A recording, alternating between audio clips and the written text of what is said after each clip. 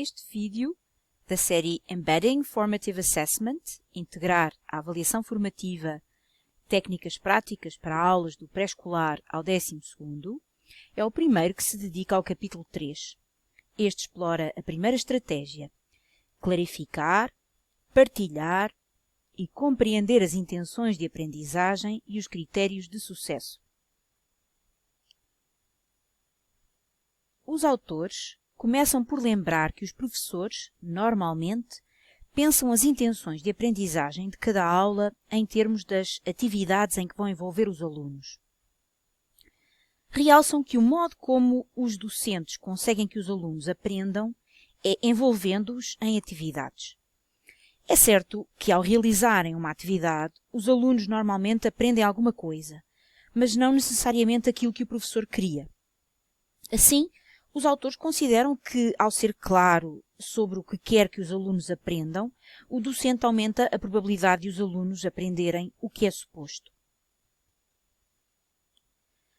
Os autores explicam de seguida que desenvolver bons propósitos de aprendizagem não é fácil e lançam o aviso de que esta primeira estratégia será provavelmente a mais difícil de implementar bem de entre as 5 estratégias de avaliação formativa.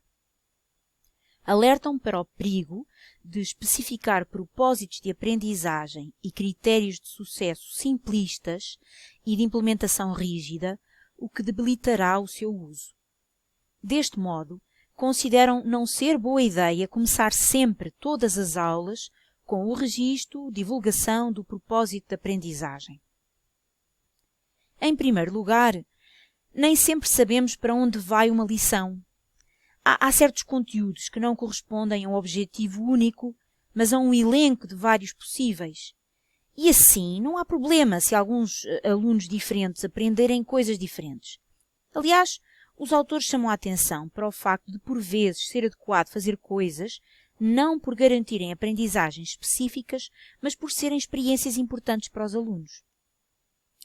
Em segundo lugar, por vezes, dizer aos alunos para onde vão estraga a viagem e aquilo que pode ser uma aprendizagem interessante e desafiadora pode ficar reduzido a um exercício rotineiro. Em terceiro lugar, e talvez o mais importante, começar cada aula com um objetivo de aprendizagem é uma receita para ensino sem inspiração. Nem todos os alunos estão motivados, precisam de ser envolvidos e entusiasmados. E isso faz-se através de ideias, discussões e debates. E é esta a arte dos bons professores, encontrar um modo de envolver os alunos em conteúdo rigoroso, tornando-o vivo. O importante é que o docente tenha bem claro o propósito de aprendizagem desde o início, partilhando com os alunos quando considerar que faz sentido, para que eles percebam o que se quer que aprendam. Técnica: manter o contexto de aprendizagem separado do propósito de aprendizagem. Os autores começam por apresentar 3 conjecturas que consideram que deviam guiar o que os docentes fazem. Primeira, o nosso principal objetivo como professores é mudar os nossos alunos, ajudá-los a fazerem algo que não conseguiam fazer antes ou ajudá-los a deixarem de fazer algo que fazem. Segunda, esta mudança é dirigida e planeada. Não estamos interessados em mudanças aleatórias, mas em específicas que acreditamos terem valor. Terceira, estas mudanças têm maior probabilidade de ocorrerem se tivermos um plano claro daquilo que queremos que os nossos alunos aprendam. Para além destas conjecturas, os autores chamam a atenção para a linguagem que tem sido utilizada no ensino. Tem-se falado de metas e objetivos, o que muitas vezes está ligado à ideia de objetivos comportamentais. Mas uma vez que muitas das coisas que queremos que os nossos alunos aprendam não se encaixam facilmente em termos comportamentais, os autores defendem uma mudança de vocabulário e falar-se em propósitos de aprendizagem e critérios de sucesso. Explicam também que vão usar o termo resultados de aprendizagem para descrever aquilo que os alunos conseguem fazer por se envolverem em atividades pedagógicas, literalmente os resultados do processo da aprendizagem. Ora, aquilo que os alunos aprendem numa sequência pedagógica não é fácil de prever, já que às vezes eles aprendem o que queremos que aprendam e às vezes aprendem outra coisa. Então, os autores usam o termo propósitos de aprendizagem ou intenções de aprendizagem para descrever o que queremos que os alunos aprendam. E o termo critérios de sucesso para descrever os critérios que usamos para ajuizar a que nível as atividades de aprendizagem que criamos tiveram sucesso. Ou seja, a que nível elas conseguiram que os alunos aprendessem o que queríamos que eles aprendessem. Os autores explicam que a investigação demonstra ser muito difícil estabelecer bons propósitos de aprendizagem e bons critérios de sucesso. Contudo, esclarecem que há algumas coisas simples que os docentes podem fazer para melhorar substancialmente os seus propósitos de aprendizagem. Uma delas é não incluir especificamente o contexto de aprendizagem. Por exemplo, em vez de dizer aos alunos que vão aprender a compreender os efeitos da produção de cereais nos produtores de cereais, o docente deverá explicar-lhes que vão compreender o impacto da produção nos produtores e usar a produção de cereais como contexto. Este ajuste permite aos alunos perceber que vão aprender um conceito aplicável a dezenas de contextos. Assim, generalizar é um dos princípios básicos do bom ensino. A aprendizagem útil é aquela que o aluno consegue aplicar para lá do contexto em que a adquiriu. Os autores alertam, no entanto, para o facto de esta técnica não ser fácil. Os nossos cérebros não transferem conhecimento facilmente de um contexto para outro, nem na escola nem na vida pessoal e profissional. A investigação explica que a transferência é mais eficiente quando os alunos encontram a mesma ideia em mais do que um contexto. Por exemplo, com o propósito de compreender o impacto da produção nos produtores, o contexto de aprendizagem seria a produção de cereais e os critérios de sucesso descreveriam o nível a que os alunos podiam aplicar o que aprenderam nesse contexto, num contexto diferente, como, por exemplo, a produção de azeite. Dicas. Pôr os alunos a aplicar noutros contextos o que aprenderam. Projetar as atividades de aprendizagem em sentido inverso, a partir dos propósitos de aprendizagem e dos critérios de sucesso que eles devem gerar, parece estranho no princípio, mas com prática torna-se natural. Como primeiro treino, os docentes devem distinguir entre propósitos de aprendizagem e atividades e perceber se os propósitos de aprendizagem estão livres de contexto. Assim que o professor perceber que o que está a ensinar é um exemplo ou caso especial de outra coisa, começará a pensar na categoria mais geral, da qual aquilo que está a ensinar é um caso especial. Poderá, então, começar a gerar outros exemplos na mesma categoria. Misturar. A capacidade de os alunos aplicarem coisas em contextos diferentes aumenta se as suas atividades de aprendizagem forem variadas. Os alunos normalmente preferem fazer uma coisa de cada vez e ficam frustrados se as atividades envolverem alternar entre atividades de características diferentes, mas isto faz com que aprendam mais. Cuidados a ter. Diferenciar os critérios de sucesso, não os propósitos de aprendizagem.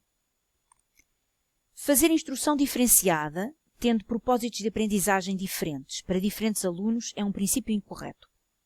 Em primeiro lugar, assume que o docente sabe que alunos são capazes de que tarefas, o que representa o perigo de profecias autoconcretizáveis. Em segundo lugar, representa uma quantidade de trabalho inusitada para o docente. Na verdade, alunos diferentes aprendem coisas diferentes numa aula, em especial se os docentes lhes derem alguma autonomia. Por isso devia ser claro que um critério de sucesso não seja adequado a todos os alunos. Então, os professores devem pensar em criar objetivos semelhantes para todos os alunos, mas critérios de sucesso diferenciados. Por exemplo, em vez de um professor explicar aos alunos uma regra e demonstrar passo a passo um exemplo, pedindo aos alunos depois para praticarem a técnica individualmente, passando por cada um e dando ajuda quando necessária, o professor pode fazer a demonstração de uma estratégia de aplicação do conceito e, de seguida, desafiar os alunos a, em pares ou grupos, a encontrarem outras estratégias de aplicação do mesmo conceito. o importante é que o propósito de aprendizagem seja o mesmo. A diferenciação é resultado do modo como o professor implementa a atividade, apoia alguns alunos e desafia outros a encontrarem métodos ou técnicas específicos. Aprimoramentos. Critérios de sucesso de processo ou de produto. Alguns autores argumentam que os critérios de sucesso são mais úteis se disserem respeito ao processo pelo qual os alunos devem produzir o trabalho do que se descreverem as características do produto final. Os critérios de sucesso de processo são um bom auxílio para os alunos se subdividirem os procedimentos em passos pequenos e mais fáceis de gerir. O perigo é que estes critérios podem ser tão específicos que os alunos não sejam levados a aprender ou a criar soluções criativas apenas a seguirem instruções. Então, os autores recomendam rubricas que identifiquem a trajetória mais comum de melhoria. Mas os docentes devem motivar os alunos a levá-los a perceber que, se sabem o que estão a fazer, podem encontrar soluções mais imaginativas e criativas. Isto quer dizer que poderá haver fracassos, mas estes, como se verá mais adiante no livro, são indicadores de que o trabalho é suficientemente desafiante para valer a pena.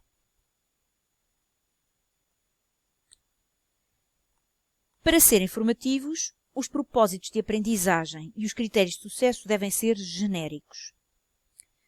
Os autores avisam também que tem de ser claro que o objetivo de qualquer propósito de aprendizagem ou critério de sucesso não é ajudar os alunos a completarem uma atividade, mas ajudá-los a aprender. Listas de verificação que fornecem instruções passo a passo não ajudam os alunos a completar as tarefas autonomamente. Isto porque a tarefa de domínio executivo, decidir o que fazer a seguir, está a ser feita pela lista, não pelo aluno. O aluno tem de ser capaz de realizar as atividades autonomamente. Então, quando os professores estão a planificar os propósitos de aprendizagem e os critérios de sucesso, devem certificar-se de que estes se podem aplicar a mais do que uma tarefa, mas não podem ser tão genéricos que não tenham sentido ou não ajudem verdadeiramente os alunos. Os autores realçam que, pelo contrário, para a avaliação sumativa, propósitos de aprendizagem e critérios de sucesso mais específicos ajudam os classificadores a identificarem níveis de realização do objetivo. Esteja atento aos aspectos fortes e às fragilidades de propósitos de aprendizagem e critérios de sucesso analíticos e holísticos. Os autores consideram que abordagens analíticas que descrevam os diferentes aspectos de qualidade podem ser as melhores. São certamente as mais fáceis para se conseguir consenso na classificação e permitem chamar a atenção dos alunos para os aspectos mais importantes do trabalho, o que pode melhorar a qualidade do mesmo. O problema apontado é que, por vezes, essas abordagens analíticas não contemplam a cola que sustenta o trabalho. As partes podem estar corretas, mas o todo deixa a desejar, ou então o todo faz sentido apesar das partes estarem erradas. Os autores alertam para o facto de não haver respostas simples, mas esperam que os princípios delineados ajudem os docentes a irem ao encontro das necessidades dos seus alunos. Aqui se conclui o primeiro vídeo sobre o capítulo 3. Que ideias lhe parecem meritórias? Quais surpreenderam? Que outras técnicas serão abordadas no próximo vídeo sobre este capítulo?